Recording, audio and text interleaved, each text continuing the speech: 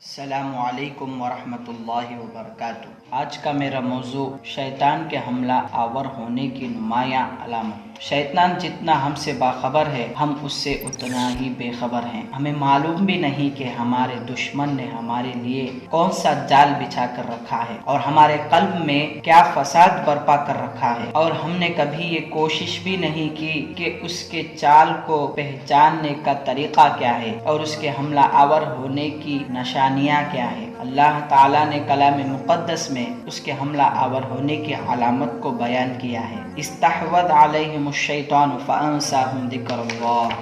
شیطان جیسے ہی ان پر حاوی ہوتا ہے، ان کو اللہ کی یاد سے انجان کر دیتا ہے۔ شیطان وسوسوں کی ابتدا غفلت سے کرتا ہے۔ جب تک انسان کو اللہ کی یاد سے غافل نہیں کر دیتا، دوسرا قدم نہیں اٹھا سکتا۔ اسی لیے اہل اللہ کے نزدیک غفلت بدترین گناہ ہے، بلکہ ہر گناہ کی ابتدا غفلت سے ہوتی ہے۔ لہذا جیسے ہی قلب غافل ہو جائے تو یقین کر لینا چاہیے کہ اب شیطان کا قلب پر کامل بسیرا ہو چکا ہے۔ شیطان سے پناہ مانگنے کی اہمیت۔ اللہ تعالیٰ نے اسی لیے شیطان سے پناہ مانگنے کا حکم دیا ہے، اور نبی کریم صلی اللہ علیہ وسلم کے اکثر معاملات اور دعاؤں میں شیطان سے پناہ مانگنے کی تعلیم ملتی ہے۔ مگر اس مسئلے میں بھی شیطان نے ہمیں بڑا چکر دیا۔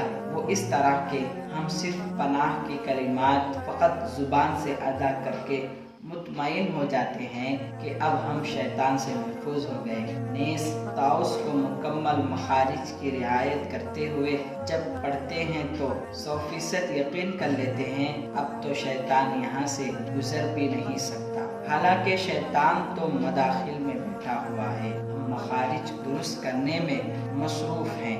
مداخل سے مراد قلب و باطن ہے۔ قرآن و حدیث کی روشنی میں یہ بات بالکل واضح ہو گئی کہ شیطان قلب پر اپنا مقام جمایا ہوا ہے۔